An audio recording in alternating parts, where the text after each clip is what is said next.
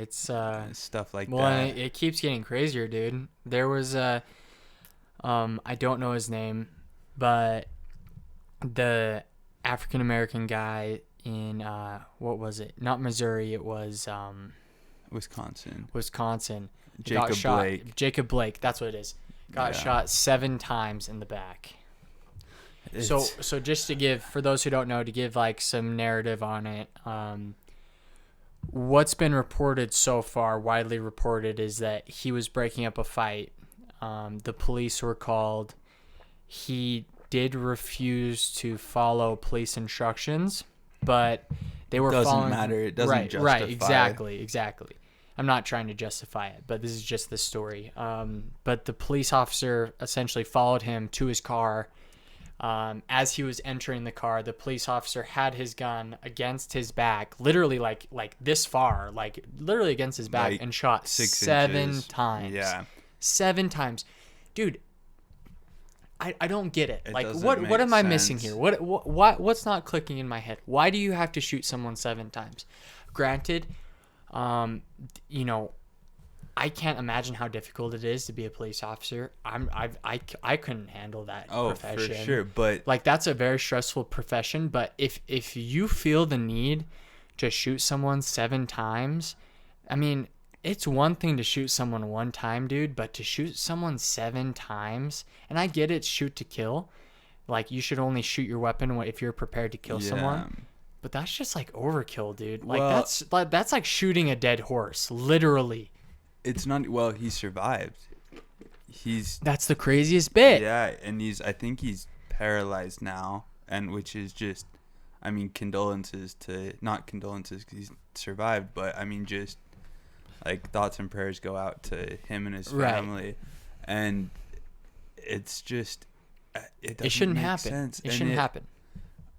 I don't know what the change can be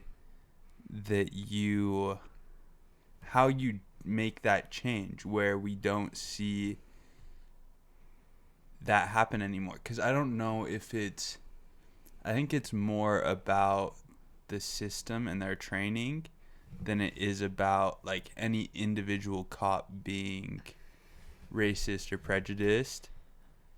I don't know. I think it's something that they are like automatically trained to do that, and it just needs to change. I mean, we've seen already this year like George Floyd, Breonna Taylor, Jacob Blake now. Just, I mean, all 3 of those are just like horrible situations. Right. I'll tell you what needs to happen. So essentially what's happening is you're having 2 sides. You're having a side that is mostly white people saying, look, like all lives matter.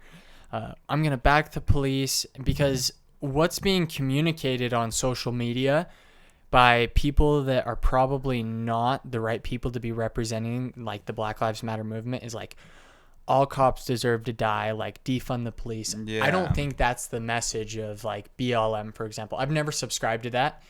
I think that until both sides are ready to come together for a conversation and say, look, both of us, like both sides have to be prepared to fix this problem. And until both sides can do that, I think we're going to keep seeing this. And I'll be the first one to say, like, this is something that I would vote for Joe Biden. I can tell you right now that Joe Biden will be better for this than Trump. I understand Joe Biden has made, he passed the crime bill. He's done a lot of things to affect African Americans.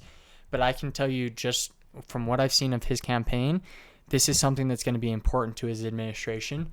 And I can tell you that he's going to do more Trump hasn't done anything. Almost anything. He's set up like a police database so they can track like offenders that go from one police station to another. There's like been a few things. And I will say that the Democrats, it's just as bad, right? Haven't done anything. You can't expect the other side to come to the table if you're saying defund the police, all cops are bastards. You can't expect, and then on the other side they're saying, oh well, these African Americans like deserve it. Like this is what these sides are saying. It's like you can't have a conversation about how to change things if this is what the two sides are saying. Let's come together. The people that are defending the police have to realize that, like, I think this a stuff has to large stop. majority of people, like I would say, it's like the loudest voice gets heard, and I think that happens on both sides. So I'm Right, and that's what I'm positive saying. that the majority of people recognize this is a problem. This needs to be fixed. I agree. There needs to be, like, something needs Yeah, to be done, yeah.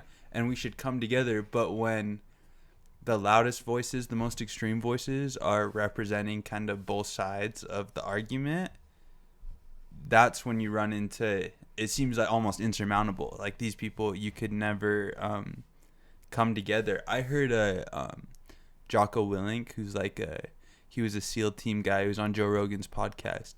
His, not solution, but suggestion for how you could make it better was you spend as much time in training as you do in the field. So for every day you're out in the field, you spend a day training. That's interesting. Which is interesting, is funny to me, because so that rings true to me, that it's something that, And I think that's something that they do in the military too. That's is, probably like well, something you that's got from where the he military, comes- because yeah, I he think comes that's from like the where that perspective is from. SEAL team, yeah, like the SEAL team, like, and those guys, I mean, they train like crazy. They'll train, I mean, for weeks for a mission that takes a night. But I think, so that's where the rhetoric of like defund the police, abolish the police is kind of weird to me, because I don't know that the right way to go about it is to, and maybe fundamentally changing the system is the right way to go about it, and I think this is a fundamental change to the system, but you'd need more resources to do that, to have enough cops to every day. And I think that could be a solution. I don't know for sure if that's the solution, but if you had, for every day you spend out, like in the field, you come back and do some sort of training, de-escalation training, firearms training, just something that, just any type of training, you'd have cops that are much better prepared to deal with situations. You'd have cops that are much slower to react in, I mean, just over the top ways that lead to situations like this. And it just is something that it's not easy to fix, but I think there's a solution that isn't do nothing or isn't completely defund the police, get rid of, I mean, Minneapolis got rid of their police. They abolished their police force. New York City cut their funding by $1 billion. Yeah. And so that to me isn't productive. It doesn't, to say, it seems very reactionary to me to a very serious situation, but I think it automatically, there's kind of the idea, oh, there's something bad, if we get rid of it, like, that's the solution. But in a certain aspect, I'd say law enforcement is necessary. You kind of need law enforcement, but it needs to be better, and you get that with more training. So defund and abolish the police doesn't really make sense to me. Yeah, I think I will sort of backtrack and say that I think defund the police and like abolish the police is like, I have heard people that use that phrase, they'll like back it up with, well, what we mean by that is we want to like abolish the police or defund the police, like means change the system. But that like It's sort of difficult doesn't to stick say with that me because if you want to do that, just say change the system. Like you could make up a new acronym. It would actually be CTS. Oh. No, but yeah, like change the system, like advocate for that, right? Because what's not helpful is what they're doing is they're giving the right ammunition, right? They're giving the conservatives ammunition. When clips come out of a cinder block being thrown at a police officer's head and him dropping down, this is probably a guy that has children, okay? When that video comes out, you know what you're doing? You're saying to the other side, here's a big middle finger. Here's ammunition for you to go and tell your base to never, ever come to the table, right? Don't give them that ammunition. That's why, like, liberals, like me and you are both liberal, we have to stick up and say, like, we can't be giving the right this ammunition, because there are a lot of moderate people on the right that when they see a cinder block being thrown at a cop's head, you know what they do? They say BLM is a joke. That's what they're going to say. And there's no way to... I think you need to make a distinction between the peaceful protesters and, like, people rioting. And, Yeah, like, 100%. But it gets more difficult to do when all you're seeing on social media is the extreme situations, cops being attacked, Yeah, or the left needs to protesters shut being these spray people painted. down. The left needs to shut these people down that are throwing cinder blocks at cops. These peaceful protesters need to say, get out of, like, the protest. Get out. And Get that's out. happened. And it has happened. You're That right. has I was just happened about in to say that. places, It has happened. And that's good. That's great. And I think you need to come out, and they're starting to, because to come out and say, hey, like, this doesn't represent, like, our movement. We don't want this. Because it just gives the movement a bad name, like a bad rap, and gives people an opportunity to say, you know what? I mean, if I'm seeing these, like, buildings being burnt down, like, there was a story the other day that people, like, lit a building on fire and were trying to cement the door shut with cops inside. Just crazy stuff like that. And so I think the person in, like, South Dakota that is kind of moderate, doesn't like Trump, but has seen, I mean, Joe Biden hasn't come out and disavowed people rioting, hasn't come out and said anything against that. I think it could lead to people saying, well, I don't like Trump, but if this is not going to spread to where if this is going to spread to where I live, because Joe Biden either supports it or is neutral on that, I could see Trump winning because of that. And that's why I'm saying the left has to stop giving the right ammunition and talking points, because right now, as much as liberals may hate to admit it, they're very self-destructive. The people inside of the Democratic Party are very self-destructive. And if the liberals just had a message like, look, we are not what this extreme left wing of the party wants. We are not defund the police. We want change. We want change in the criminal justice system. We want to stop. We don't want Jeff Bezos being worth $200 billion. We're going to stop black people getting shot. We're going to increase police training. If they stuck to these talking points and disavowed the super liberal, the super left wing side of their party that's, like, advocating for cops being murdered, if they disavowed that, guess what? The right's talking points get smaller and smaller and smaller, and Tucker Carlson has nothing to talk about when he goes and gets on. He has to talk about something stupid. Yeah, and it's just... It doesn't make sense to me why you would. It seems like the easiest thing to do, that everyone can say, oh man, like, we probably should not be actively trying to harm people, like, burning stuff down. Like, that's not productive. That's not gonna help anybody. Right. It doesn't.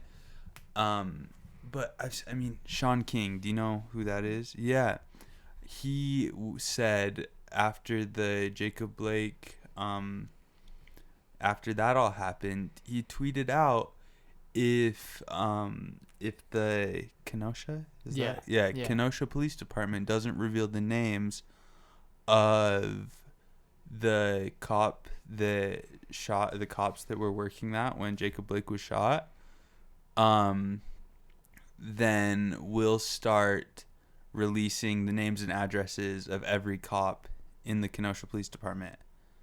I mean, just like doxing, right? Like, doxing cops, just it doesn't bring anybody to your cause. It takes a cause that is, I mean, should be universally supported, right? Like, universally supported, and makes it... Black Lives Matter should not be a political statement. Yeah. Right? Like, it shouldn't be something that, like, when you say Black Lives Matter, if someone responds with All Lives Matter, I'm not one to be like, that's racist. But, I mean, come on. That's, like, borderline, like... That's not how you respond to a statement like that, right? Because instead of saying, I agree with you, like, Black lives do matter, like, these are important. Yeah. If you respond with, like, All Lives Matter, you're teetering a pretty close line there, Yeah. bud. Pretty close line on racism. And it doesn't make, so when you don't, when it becomes political because of the thing, like, and part of it is the problem is there's the statement Black Lives Matter and the organization Black Lives Matter, and there's a distinction between those. But when it becomes political like that, you just give people the opportunity to say, well, I can't support that because of different things.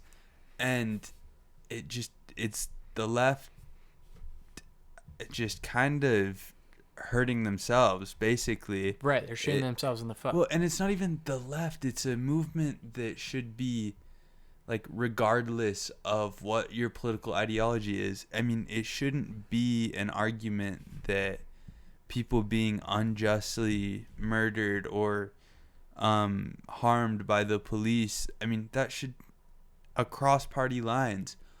But in the political climate we're in today, it gets politicized. It automatically gets politicized. And what I will say is, and I think you'll agree with me, Trump hasn't helped. I think if nothing else, Trump has, if Trump is really bad at something, it's uniting the country. He is very, very bad at uniting the country. Barack Obama could at least go up on the podium and say, look, as Americans, we are going to do A, B, C, D, whereas Trump will get on the podium and he has very divisive rhetoric. And I don't think, just from what I've heard Joe Biden say alone, when Trump's brother died, there were some people on social media I saw on TikTok, they were like, good, next I hope it's Trump. Like, I'm so glad his brother died. Yeah. It's like, really? Yeah. You're glad someone died? Yeah, and it's But Joe Biden tweeted out and he was like, I'm so sorry for your loss. Yeah. I can relate. He lost his son, he lost his wife. Mm-hmm. Like, that's the sort of tweet that we all want to see, right? That's the sort of tweet we want from a president. That's very presidential, right? Yeah. Whereas Trump will go up and look at the debate stage when he was doing the debates when he was running in 2016. He got up and said Rosie O'Donnell was a pig. That's not presidential. Yeah, and it worries me that he won't have to be unifying to do. I mean, he's up in the polls right now. He's as close as he's ever been in the polls right now to Joe Biden. And it's on the rhetoric of, oh, Joe Biden, like, supports this. Like, you see these buildings being burnt down. You see this stuff happening. And it worries me that rhetoric is going to win him over for people that are kind of on the fence and are like, well, I don't want this to be happening. And it's not unifying. It just creates, like, an in-group and an out-group that are at odds with each other. And it's scary to see that seems to be working. And I think you're seeing that the left, the Democratic Party, is realizing that, because more and more it's happening locally. Governors of cities are coming out and saying, hey, like, we got to stop this, like, the violence isn't productive, the violence doesn't help anything. And I think they're realizing that by not disavowing the violence in an attempt to say, like, this is a legitimate movement, that, like, these people need to be heard, they're hurting themselves by getting lumped in. The peaceful protesters, the people that are fighting for this cause, are getting lumped in with people that, honestly, I think most people doing that don't even care about the cause. They're just there to cause chaos. And I mean, they've seen that. There are people that are just there to... I wouldn't say most people, but certainly some people. There's some people that just... you just have to disavow the people. Yeah, absolutely. And I think that fixes the problem. And Trump is gaining ground in the polls because he's come out and said, look at this, look at Portland, look at Kenosha now, like, look at these places, look at Washington, D.C., Seattle. Like, do you want your home to look like that? Because this is what's going to happen under Joe Biden, because he hasn't come out against that. And to a certain extent, I understand why it's happening. Like, this issue is like a huge deal. And I understand why people are frustrated and are doing it.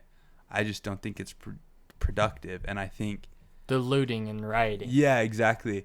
And I think it gives Trump more ammo to come back against use against Joe Biden and the left and liberals, Democrats, that might win him re-election. I just worry that, first of all, I worry if Trump gets reelected. I feel like Joe Biden is like the safest bet you could take because he's so mainstream. He's like, if you loved the politics of Barack Obama, you're gonna love the politics of Joe Biden. Like, it's Barack Obama. It's 2.0. establishment politics, right? Yeah. Establishment politics to me right now is safer than Trump because if things continue how they are, it's gonna take one big deal, like say a cop makes a bad decision and starts like shooting at rioters and they start rushing him and he just starts shooting and say like 4 people die.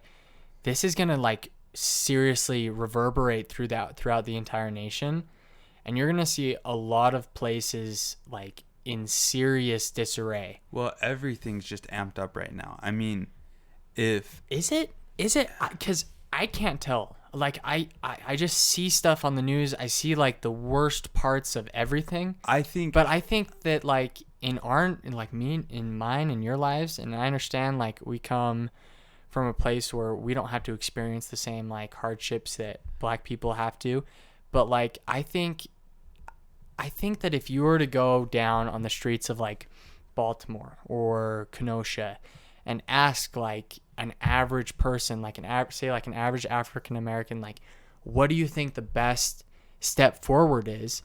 Like, I don't think they're going to say defund the police. You know what I think they're going to say? Yeah. I think they're going to say, look, we have to do criminal justice reform. We have to give police more training.